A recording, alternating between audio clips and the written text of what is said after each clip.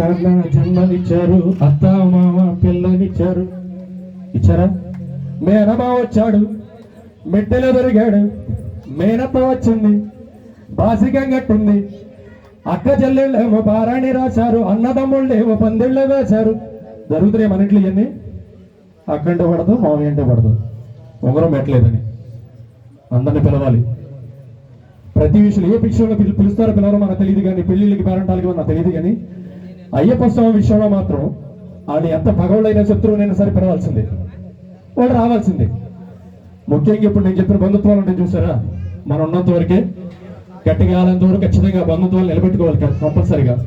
అమ్మ నాన్న, అత్త మామ, మేనత్త మేనమామ, అక్క చెల్లెళ్ళు, అన్నదమ్ముళ్ళు వీళ్ళందరూ కలిసి పెళ్లి చేస్తే అయ్యప్ప స్వామి కొడుకునిచ్చాడు. ఉయ్యాల ఉయ్యాల ఉయ్యాలో